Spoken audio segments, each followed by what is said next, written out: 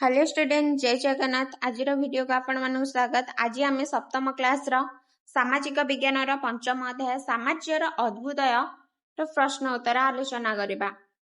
तो प्रश्न उत्तर आलोचना करबा पूर्व तुमको गोटे नीति शिक्षा कहबी। लोक मानक बिना राज्य असंभव एवं राज्य बिना देश असंभव।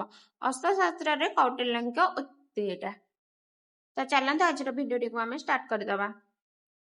1 नंबर, एक साम्राज्यर वैशिष्ट्य कौन एवं यह राज्य ठारू किपरि पृथक। साम्राज्य हेउची एक बड़ शासन व्यवस्था जेउथिरे अनेक अंचल और जनसमूह अंतर्भूत थाए। साम्राज्य रे जणे सम्राट शासन करती एवं एहार सीमा बहुत विस्तृत होइथाए। देखंतु राज्य और साम्राज्यर पार्थक्य। राज्यर क्षेत्रफल कम होइथाए किंतु साम्राज्यर क्षेत्रफल बहुत बड़ होइथाए। राज्य रे राजा शासन करती, साम्राज्य रे सम्राट शासन करती। साम्राज्य रे अनेक राज्य अंतर्भूत रहे। एबे नेक्स्ट देखिबा 2 नंबर, राज्य रो साम्राज्य को परिवर्तन हेबा पई गुरुत्वपूर्ण कारक गुड़िक कौन। तार आंसर देखंतु, राज्यर साम्राज्य को परिवर्तन पाई सैन्य शक्तिर वृद्धि, नूतन अंचल जय करिबा, शक्तिशाली प्रशासन व्यवस्था, आर्थिक उन्नति, वाणिज्यर विकास, दक्ष शासक नेतृत्व, यही सब कारण साम्राज्य गठन सहायक होइतिला। एबे 3 नंबर, अलेक्जेंडर को विश्व इतिहास रे जणे गुरुत्वपूर्ण राजा भावरे काहींकी विवेचना करा जाए। देखो यार आंसर, अलेक्जेंडर जणे शक्तिशाली और प्रसिद्ध विजेता थिले। से अनेक देश जय करी विशाल साम्राज्य गठन करथिले। तांको विजय द्वारा विभिन्न देश मध्य संस्कृति, वाणिज्य और ज्ञानर आदान प्रदान बढ़िथिला। सेतिपाई से विश्व इतिहास रे गुरुत्वपूर्ण राजा भावे परिचित। 4 नंबर देखिया, प्राचीन भारतीय इतिहास रे मौर्य माने गुरुत्वपूर्ण थिले। एहार कारण वर्णना कर। मौर्य वंश प्राचीन भारतर प्रथम विशाल साम्राज्य स्थापन करथिले। चंद्रगुप्त मौर्य विशाल साम्राज्य गठन करथिले एवं अशोकଙ୍କ समय रे एहार विस्तार अधिक होइतिला। मौर्य माने शक्तिशाली प्रशासन, सड़क निर्माण, वाणिज्य विकास एवं बौद्ध धर्म प्रचार रे गुरुत्वपूर्ण अवदान देथिले। तेणु सेमाने इतिहास रे गुरुत्वपूर्ण।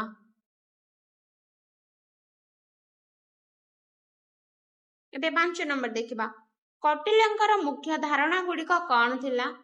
सेथिरो केउ सबु धारणा आज भी अनुभूत हेउछि। तो कौटिल्यंकर मुख्य धारणा गुड़िक हला, एक प्रजांक कल्याण को गुरुत्व देबा, शक्तिशाली प्रशासन व्यवस्था गठन, अर्थनीति और कर व्यवस्थार उन्नति, सुरक्षा और गुप्तचर व्यवस्था, कृषि और वाणिज्यर विकास। एबे नेक्स्ट देखिबा आमे 6 नंबर, अशोक एवं तांको साम्राज्यर असाधारण दिग गुड़िक प्राय 250 शब्द रे लेख। तो देख एटी, अशोक प्राचीन भारतर जणे महान शासक थिले। से मौर्य वंशर राजा थिले एवं तांको शासन काल रे मौर्य साम्राज्य बहुत विस्तृत होइतिला। अशोकଙ୍କ साम्राज्यर असाधारण दिग मानक मध्य रे थिला शक्तिशाली प्रशासन, प्रजा कल्याण, धर्म सहिष्णुता एवं अहिंसा नीति। कलिंग युद्ध पर से हिंसार पथ त्याग करी शांति और मानवतार पथ अनुसरण करथिले। अशोक जनसाधारण कल्याण पाई रास्ता, कूଅ, विश्रामागार एवं चिकित्सालय निर्माण करथिले। से धर्म मात्र मानकु नियुक्त करी प्रजांक सेवा करुथिले। से समस्त धर्म को समान सम्मान देउथिले एवं धार्मिक सहनशीलता को गुरुत्व देउथिले। आज मध्य अशोकଙ୍କ चिंताधारा भारत को प्रभावित करुछि। अहिंसा, प्रजा कल्याण एवं धार्मिक सहिष्णुता तांकर नीतिर ପ୍ରମୁଖ ଅଂଶ ଥିଲା। ଭାରତର ଜାତୀୟ ପ୍ରତୀକ ଭାବେ ଅଶୋକ ସ୍ତମ୍ଭ ଏବଂ ଜାତୀୟ ପତାକାରେ ଅଶୋକ ଚକ୍ର ବ୍ୟବହାର ହେଉଛି। ଏହା ତାଙ୍କ ଅବଦାନର ପ୍ରତୀକ ଅଟେ। ସେଥିପାଇଁ ଅଶୋକଙ୍କୁ ଭାରତର ମହାନ ଶାସକ ଭାବରେ ମନାଯାଏ। ଏବେ 7 ନମ୍ବର ଦେଖିବା। ଅଶୋକ ଅନ୍ୟ ଧାର୍ମିକ ଚିନ୍ତାଧାରା ଓ ବିଶ୍ୱାସ ପ୍ରତି ସହନଶୀଳତା ଥିଲେ କି? ଦେଖ ହଁ, ଅଶୋକ ଅନ୍ୟ ଧାର୍ମିକ ଚିନ୍ତାଧାରା ଓ ବିଶ୍ୱାସ ପ୍ରତି ସହନଶୀଳ ଥିଲେ। ଦିଆଯାଇଥିବା ବିବରଣୀରୁ ଜଣାପଡ଼େ ଯେ ସେ ବ୍ରାହ୍ମଣ, ଜୈନ, ବୌଦ୍ଧ ଏବଂ ଅନ୍ୟ ସମ୍ପ୍ରଦାୟ ପାଇଁ ଅଲଗା ରାଜ୍ୟ କର୍ମଚାରୀ ନିଯୁକ୍ତି କରିଥିଲେ। ସେ ସମସ୍ତ ଧର୍ମକୁ ସମାନ ମର୍ଯ୍ୟାଦା ଦେଉଥିଲେ ଏବଂ ସମସ୍ତଙ୍କ କଲ୍ୟାଣ ପାଇଁ କାମ କରୁଥିଲେ। ଏହାରୁ ଜଣାପଡ଼େ ଯେ ଅଶୋକ ଧାର୍ମିକ ସହିଷ୍ଣୁତାର ପକ୍ଷପାତୀ ଥିଲେ। ଦେଖିବା 8 ନମ୍ବର। ବ୍ରାହ୍ମୀ ଲିପି ସମ୍ପର୍କରେ ଛୋଟ ପ୍ରକଳ୍ପ। ପ୍ରକଳ୍ପର ନାମ ହେଲା ବ୍ରାହ୍ମୀ ଲିପି। ବ୍ରାହ୍ମୀ ଲିପି ପ୍ରାଚୀନ ଭାରତର ଏକ ପୁରାତନ ଲିପି ଥିଲା। ଏହା ମୌର୍ଯ୍ୟ ଯୁଗରେ ବହୁଳ ଭାବରେ ବ୍ୟବହୃତ ହେଉଥିଲା। ଅଶୋକଙ୍କ ଶିଳାଲିପି ଏବଂ ସ୍ତମ୍ଭଲିପିରେ ଏହି ଲିପି ବ୍ୟବହାର ହୋଇଥିଲା।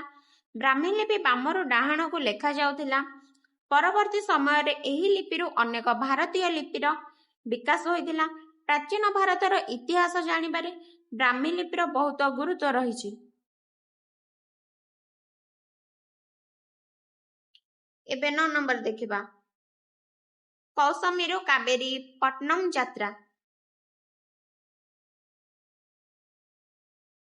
ଯଦି ମୋତେ ଖ୍ରୀଷ୍ଟପୂର୍ବ 3ୟ ଶତାବ୍ଦୀର କୌଶମୀରୁ କାବେରୀ ପଟ୍ଟନମ ଯିବାକୁ କୁହାଯାଏ, ତେବେ ମୁଁ ସଡ଼କ ଓ ନଦୀପଥ ବ୍ୟବହାର କରି ଯାତ୍ରା କରିବି।